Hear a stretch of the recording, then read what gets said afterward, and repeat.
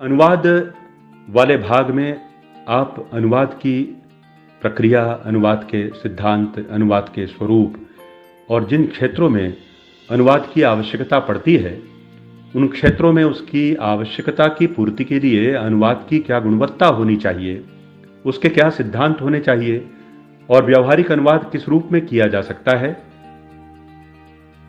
इन सब बातों पर विचार करते हैं। हम आपसे स्पष्ट रूप से बता दें आपको कि दूसरे भाग अनुवाद के अंतर्गत हिंदी में साहित्यिक अनुवाद के सिद्धांत और व्यवहार पर आज हम आपसे विशेष रूप से चर्चा करेंगे। लेकिन उसके पहले अवधारणा के स्तर पर यह समझ लेना बहुत जरूरी है कि अनुवाद का अर्थ होता है किसी एक भाषा में कही गई बात को दूसरी भाषा में अंतरित करना, अर्थात कहे हुए को कहना, लेकिन कहने के बाद इस तरह से कहना कि जो कहा गया है उसका मूल भाव, उसका ध्येय, उसका उद्देश्य ना बदले। अब एक भाषा में कही गई सामग्री को या एक भाषा में व्यक्त किए गए भाव या विचार को यदि किसी अन्य भाषा में या अन्य भाषाओं में आप रूपांतरित कर रहे हैं, तो बहुत स्पष्ट है कि दोनों भाषाओं या उन सभी भाषाओं का ज्ञान आपको होना चाहिए। जरूरी नहीं है कि दोनों भाषाओं के आप मास्टर हों, परंतु जिस बिंदु या जिस विषय का आप अनुवाद कर रहे हैं, कम से कम उसे लेकर दोनों भाषाओं की शब्दावली, उसके मुहावरों का संप्रेषण में उन दोनों भाषाओं की मूलभूत आवश्यकताओं का आपको ज्ञान होना ही चाहिए। इसके अभाव में आप सटीक अनुवाद कभी नहीं कर पाएंगे। साहित्यिक अनुवाद की आवश्यकता इसलिए पड़ती है कि एक भाषा में रचे गए साहित्य के पाठक उस भाषा को जानने वाले जितने हैं, अगर उतने ही रहें और वहीं तक वो साहित्य सीमित रह जाए, वो रचना सीमित रह जाए, तो प्रसार की दृष्टि से उसका कोई विशेष महत्व नहीं रह जाता है। वहां से ऊपर उठकर अन्य भाषा भाषी लोग भी उसे पढ़ सकें, गुन सकें, समझ सकें। यदि हम यह चाहते हैं तो फिर अनुवाद ही एकमात्र रास्ता रह जाता है। स्पष्ट है, साहित्यिक अनुवाद के माध्यम से हम साहित्य के मूलभूत उद्देश्य कि वह सबके हित में होता है, उसे पूर्ण करने की दिशा में एक महत्वपूर्ण कदम उठाते हैं। साहित्य की व्यापकता, साहित्य की लोकप्रियता के लिए अनिवार्य एक महत्वपूर्ण औजार है। यही कारण है कि हिंदी में साहित्यिक अनुवाद की परंपरा को उच्चतर धरातल, उच्चतर स्तर तक पहुंचाने के प्रयत्न सदैव किए जाते रहे हैं। यह अलग बात है कि संस्कृत में अनुवाद की बहुत समृद्ध परंपरा रही है। अपेक्षाकृत आधुनिक काल में विशेषकर हम देखते हैं कि हिंदी में अनुवाद की परंपरा को समर्थन मिला।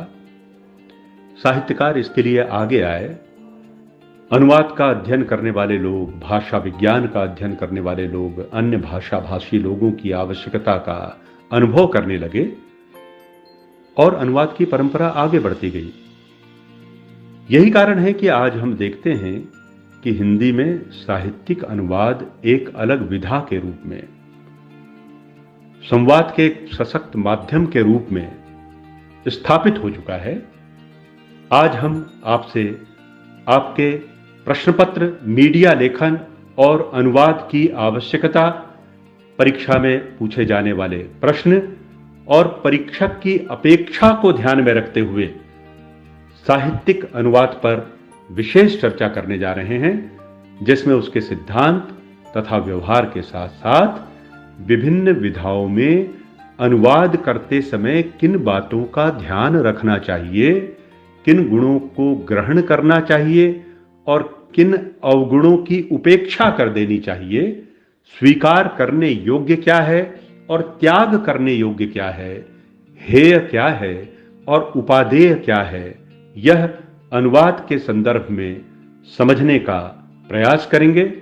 लीजिए, हम इस दिशा में अब अपना अगला कदम उठाते हैं और देखते हैं साहित्यिक अनुवाद क्या है और कैसे किया जाता है साहित्यिक अनुवाद। ठीक ही कहा गया है, हित से जो युक्त समन्वित है उसे साहित्य माना है। हित से जो युक्त समन्वित है उसे साहित्य माना है, और सहित का भाव ही साहित्य का ताना बाना है। किसी भी भाषा में उसका विकसित रूप यदि आपको देखना है तो आप सामान्य बोलचाल में नहीं देख सकते। उसके लिए आपको उस भाषा के साहित्य की शरण में जाना पड़ेगा। लेखन की विभिन्न प्रणालियां जीवन में और व्यवहार में विभिन्न क्षेत्रों में विकसित होती गई, और धीरे धीरे भाषा के माध्यम से, भाषा के संस्कार के माध्यम से प्रकट होती गई।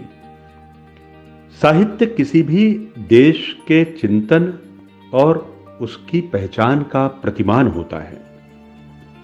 संस्कृति और सभ्यता के विकास में भाषा का बहुत महत्वपूर्ण योगदान होता है, और भाषा यदि परिष्कृत हो, परिमार्जित हो, प्रवाहपूर्ण हो, प्रभावशाली हो, तो उसका साहित्य भी उतना ही प्रभावशाली होता है। और प्रभावशाली साहित्य का दायरा यदि आपको बढ़ाना है तो निश्चित है कि उन लोगों तक उसे पहुंचाना होगा जिन लोगों ने वह साहित्य नहीं पढ़ा है। और यदि जिस भाषा में वह साहित्य रचा गया है उस भाषा को वे नहीं जानते, तो उनकी भाषा में उसे रूपांतरित करके ही उन तक पहुंचाना होगा। बस यहीं पर हिंदी में साहित्यिक अनुवाद की महत्ता स्पष्ट हो जाती है।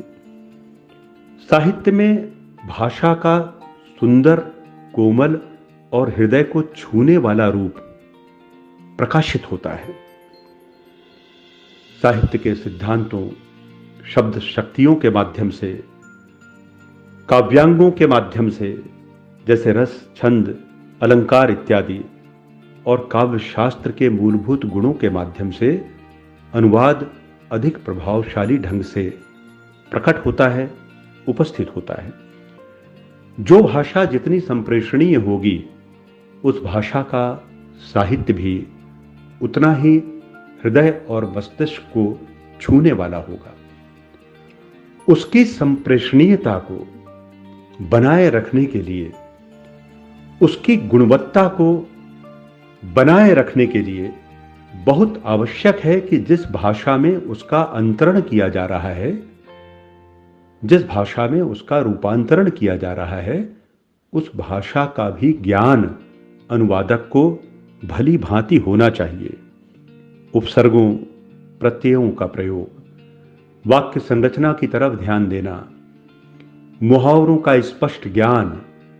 कभी कभी कई मुहावरे ऐसे होते हैं जो शब्दशः प्रयोग में नहीं आते हैं। जैसे हम कहें इट्स पैराडाइज ऑन अर्थ, वहां पर पैराडाइज और अर्थ दोनों अलग हो जाते हैं, और हम सोने में सुहागा या सोने पे सुहागा के रूप में उसे प्रस्तुत करते हैं।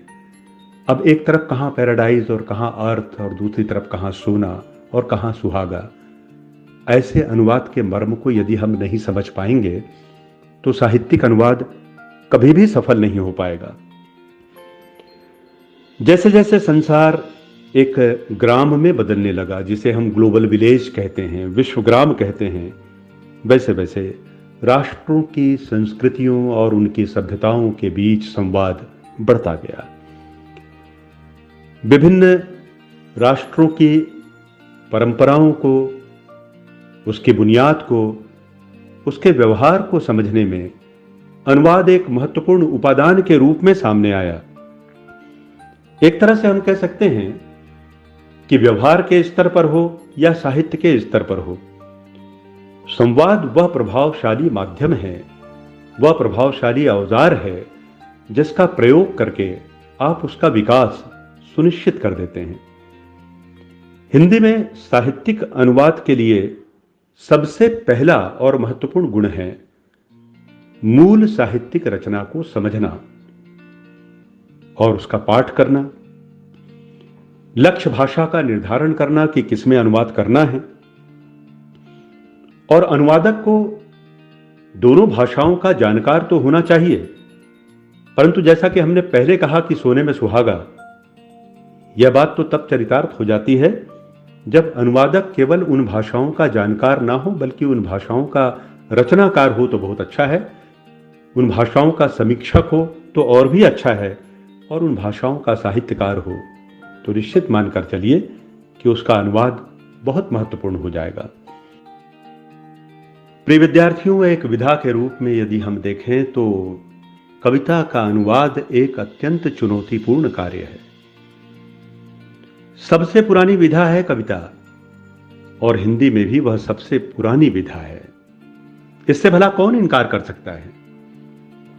और फिर प्रकृति के सुकुमार कवि सुमित्रानंदन पंत जी ने तो कब से कह दिया कि वियोगी होगा पहला कवि, आह से उपजा होगा गान, उमड़कर आंखों से चुपचाप बही होगी कविता अनजान। आंखों से उमड़कर एक भव्य कल्पना लोक से अपना संबंध स्थापित करते हुए, कहने वाले से पृथक होकर अलग होकर शेष संसार से अपना गहरा नाता जोड़ने के लिए जो कविता बेचैन रहती है, उस कविता को अनुवाद के माध्यम से दूसरों तक पहुंचाने की चेष्टा कोई साधारण कार्य नहीं हो सकता।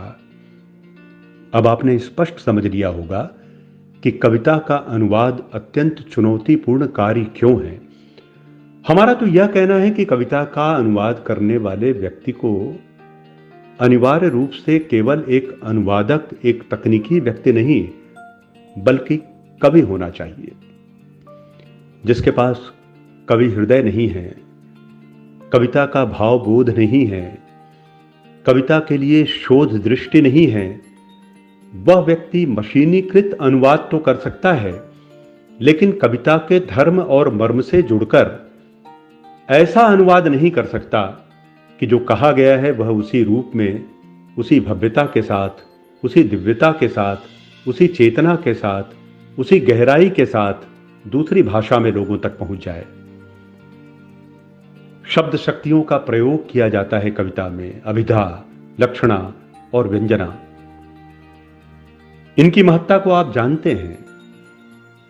काव्यांगों का प्रयोग किया जाता है, संकेतों, बिंबों, प्रतीकों का उपयोग किया जाता है, रस, छंद, अलंकार की उसमें बहुलता होती है।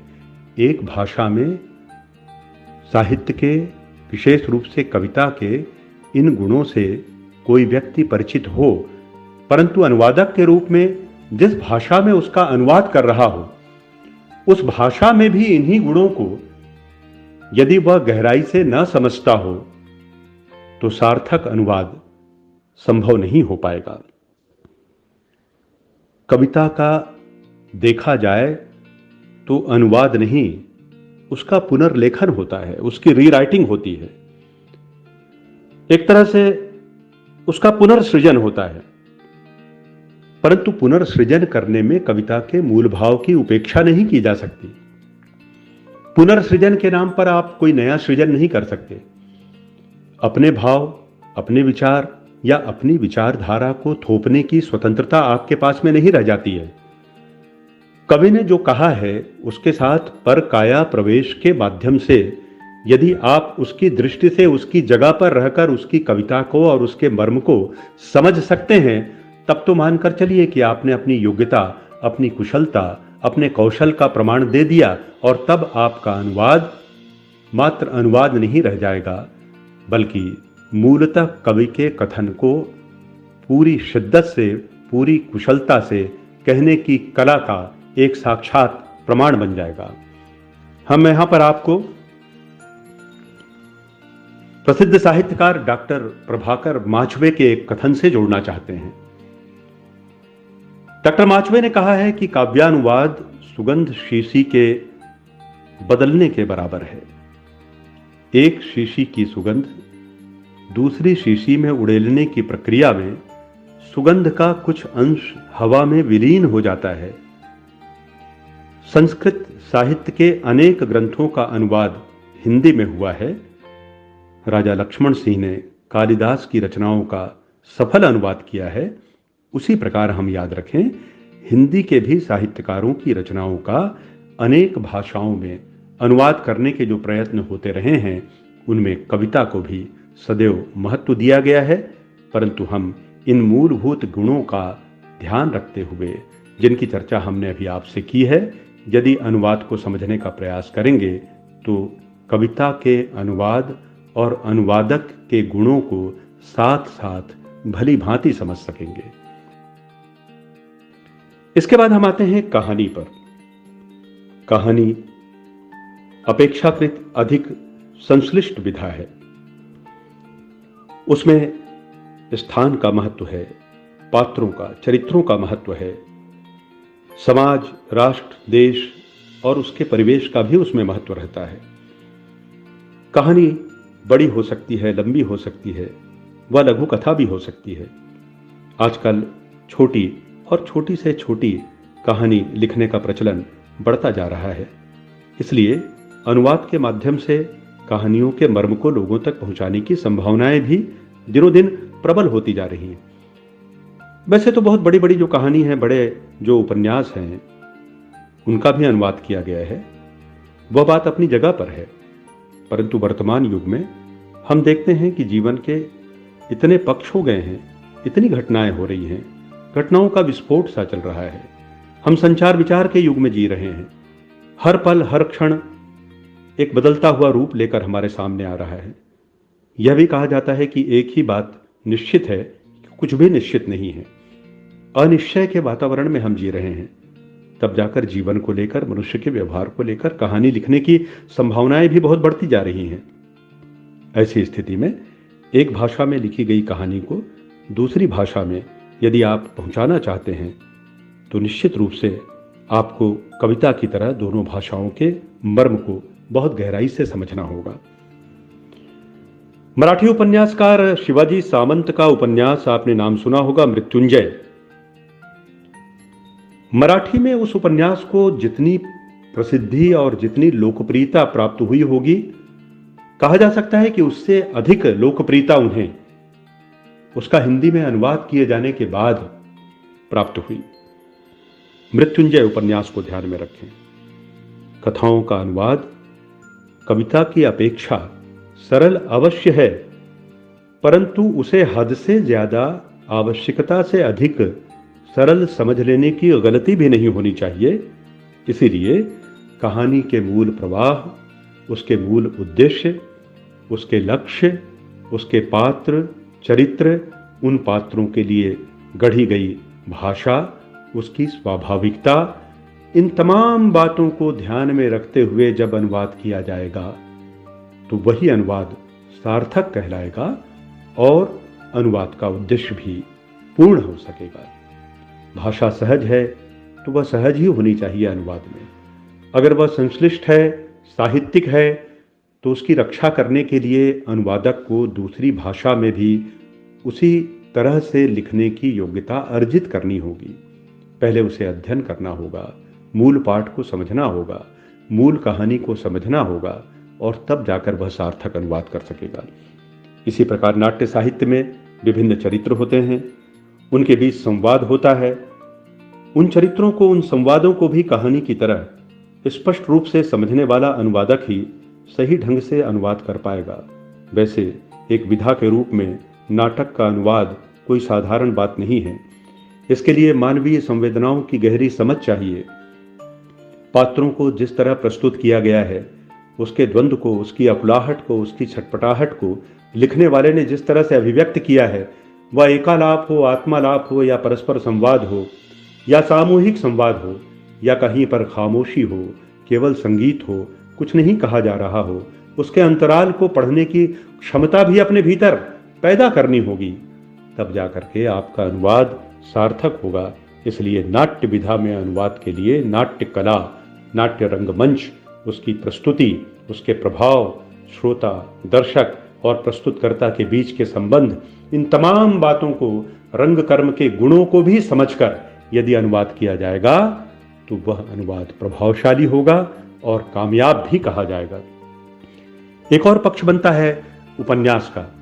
यदि कहानी के विस्तृत और विशाल रूप को हम उपन्यास के रूप में देखते हैं तो हम यहाँ पर इतना ही कहना चाहेंगे उपन्यास अपेक्षाकृत विशाल होता है, व्यापक होता है, विस्तृत होता है।